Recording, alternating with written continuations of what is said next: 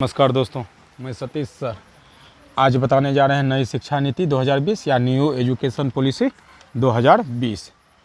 इस चैप्टर को पढ़ने से पहले लाइक करें और चैनल को सब्सक्राइब करें और वीडियो को लास्ट तक स्किप नहीं कीजिए और इस वीडियो को शेयर कीजिए कि नई शिक्षा नीति है क्या। नई शिक्षा नीति 1986 में लागू हुआ था। उसके 34 वर्षों के बाद 2020 में लागू हुआ, लोगों के राय विचार से, महान लोगों के और विद्वान लोगों के राय विचार से। तो पहले भारत की शिक्षा व्यवस्था था 10+2 स्तर का, ए लेवल का था, ठीक, जो बेस था। तो यानी कि राज्य सरकार 10+2 तक पढ़ा देते थे, उसके बाद शिक्षा को सीमित कर देते थे। फिर इसको कहाँ भेज देते थे?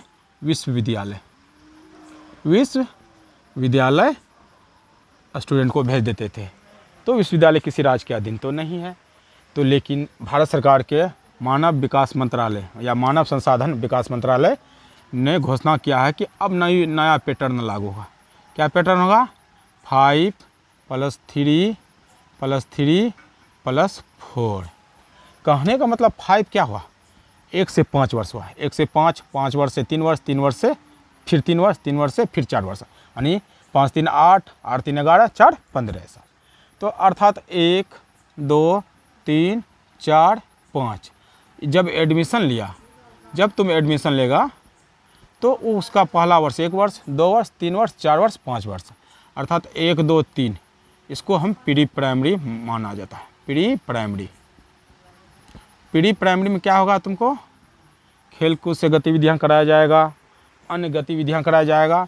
उसके बाद इसमें पढ़ाई का व्यवस्था, ज़्यादा पढ़ाई पर जोर नहीं दिया जाएगा, सिर्फ नींव तैयार किया जाएगा और स्कूल में ही उसको रख के सारा चीज़ वहाँ की गतिविधियों से अवगत कराया जाएगा। जो खेलकूद के अंदर खेलते कूदते वह चौथा वर्ष में पहला कक्षा और 5वां वर्ष में दूसरा कक्षा तय कर लेंगे, यानी कि विद्यार्थी को किताबी बोझ कम और नींव तैयार करके, दिमागी नींव तैयार करके आगे बढ़ा दिया जाएगा 2 क्लास। और इस यहाँ जो है बच्चे भविष्य होंगे, ये बच्चे का नींव स्ट्रॉन्ग होंगे, नसीब वाले होंगे, क्योंकि उसे न्यू एजुकेशन पॉलिसी मिला हुआ है, ताकि वह खेल कूद और अन्य गतिविधियों के साथ साथ वो 1-2 क्लास भी पढ़ ले, तो उसे दिमाग पर जोर भी नहीं रहेगा, किताबी बोझ भी कम नहीं रहेंगे। और यहाँ जो है आप लोकल भाषा में पढ़ा सकते हैं। लोकल भाषा में आपको अगर मान चलो कि गुजराती हो, असमिया हो, मराठी हो, पंजाबी हो, जिस भाषा में हो आप पढ़ा सकते हैं, यहाँ कोई रोक छोक नहीं है। इसलिए आप क्षेत्रीय भाषा में पढ़ा सकते हैं, राष्ट्रीय भाषा नहीं, राष्ट्रीय भाषा में कोई ज़रूरी नहीं है पढ़ाना, ठीक। दूसरी बात है कि यहाँ इंग्लिश पर जोर देना खत्म, यानी कि इंग्लिश ऐच्छिक विषय हो गया। और इंग्लिश को आपका मन है पढ़ाने का तो पढ़ाइए, नहीं मन है तो नहीं पढ़ाइए। कोई विद्यालय, कोचिंग या स्कूल आपको जोर ज़बरदस्ती नहीं पढ़ा सकते हैं। तो दूसरी बात यह है कि अब यहाँ ये देखो कि आसान बना दिया गया। तो एक ध्यान दो, पहले कैसा शिक्षा व्यवस्था था कि हमारे पड़ोसी के एक आदमी अपने गाय को बेचने जा रहे थे मार्केट में, गाय नहीं जाना चाह रहे थे और मालिक खींच रहे थे और गाय पीछे खींच रहे थे। तो बच्चे ने देख लिया, यहाँ बच्चे देख लिया, तो बच्चे ने बोला कि अपने पिता से, पिताजी इस गाय को क्या स्कूल ले जा रहे हैं? तो जो गाय डर रहे हैं, तो बोला कि हम लोग भी तो स्कूल जाने से डरते हैं। तो पिताजी बोला नहीं, अब ऐसी बात नहीं है, अब तुम लोग का शिक्षा व्यवस्था डरने की बात नहीं है, शिक्षा व्यवस्था आसान बना दिया गया। तुम लोग स्कूल में खेलोगे कूदोगे, आराम से गतिविधियां कराया जाएगा, जो होगा मन सो कर सकते हो, उसके साथ साथ तुम पढ़ भी सकते हो आराम से, कोई टेंशन नहीं। इसलिए तुम्हारा मन है अगर इंग्लिश विषय में पढ़ोगे तो इंग्लिश में पढ़ सकता है, नहीं मन है तो नहीं पढ़ सकता। अब यहाँ एक है तोबा मचा हुआ। क्या है तोबा मचा हुआ है? इंग्लिश पर, कि वो बता रहा कि इंग्लिश खत्म कर दिया गया, इंग्लिश विषय खत्म कर दिया, ऐसा कोई ज़रूरी नहीं है, खत्म कर दिया। ये अच्छी विषय, आपका मन है पढ़ाने का पढ़ा सकते हैं। लेकिन यही है कि चीनी छात्र और भारतीय छात्र विदेशों में नौकरी लेने में पास है। भारतीय छात्र विदेशों में नौकरी लेने वाले पास है, जबकि चीनी छात्र निकम्मे हैं।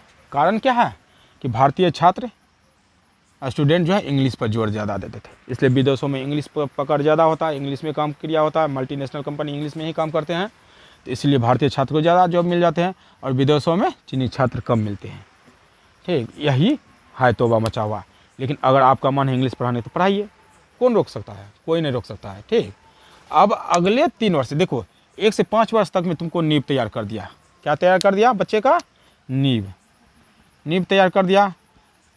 ठीक, अब अगले 3 साल, ये देखो 3 साल, अगले 3 वर्ष, 5 वर्ष यहाँ हुआ, ये 5 वर्ष का हुआ। ठीक, अब अगले 3 साल देखो, अगले 3 साल में कहाँ जाएगा? 1 से 2 कक्षा तय कर लिया। अब अगले 3 साल 3, तीसरी कक्षा, चौथी कक्षा, 5वीं कक्षा में भविष्य तैयार किया जाएगा। क्या तैयार किया जाएगा? आपको भविष्य, आपको एक पाठ्यक्रम के अनुसार पढ़ाया जाएगा। आपको यहाँ पाठ्यक्रम क्या होगा? जैसे परिचय हो, कला हो, ह्यूमैनिटी सामाजिक विज्ञान हो, भौतिक हो, विज्ञान हो, जो अगर विषय है में आपको पसंद है उस विषय में आप पढ़ सकते हैं। उसी के प्रति आपको गहरी लगन और मेहनत कराया जाएगा, गहरी लगन रखना पड़ेगा। तो अर्थात यहाँ तुमको भविष्य तैयार हो जाएगा। यहाँ जिस विषय में पकड़ होगा उस विषय को आगे ले जा सकता है, पढ़ सकता है।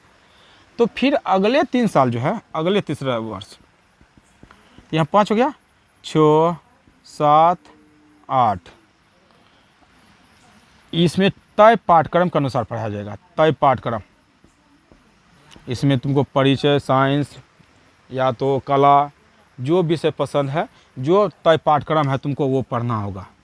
ठीक है, इसको हम मानते हैं मिडिल स्टेज। इसको क्या मानते हैं? Middle stage. इस मिडिल स्टेज में तुम्हारा भविष्य और स्ट्रॉन्ग होंगे। तो कहने का तात्पर्य है कि जो विषय में तुमको तय पाठ्यक्रम है, तो जो पाठ्यक्रम तय किया गया है एनसीईआरटी द्वारा, तो वो तुमको पढ़ना होगा। और एक नियम और है कि अब 6, 7, 8 यहीं से तुमको कंप्यूटर कोडिंग बताया जाएगा। कंप्यूटर कोडिंग, और उसके बाद मोबाइल एप्लीकेशन, सॉफ्टवेयर के बारे में बताया जाएगा। ठीक, सॉफ्टवेयर के बारे में बताया जाएगा। यहाँ देखो, अब यहाँ भी एक चीनी और भारतीय छात्र, चीनी बच्चे और भारतीय बच्चे, चीनी बच्चे तेज होते हैं, भारतीय बच्चे थोड़ा कमज़ोर होते हैं। कारण है कि चीनी बच्चे को बहुत कम एज में ही computer coding, mobile application, software के बारे में बताया जाता है, और उसका लोकल भाषा मंदारिन हो या चीनी भाषा में ही पढ़ाया जाता है। लेकिन भारतीय स्टूडेंट को, बच्चे को इंटर या बीए या मैट्रिक के बाद ही ये देखने को मौका मिलता है या पढ़ने का मौका मिलता है, इसलिए लेट से ये जॉब मिलता है और ये स्वयं या क्रिएट कर लेता है जॉब।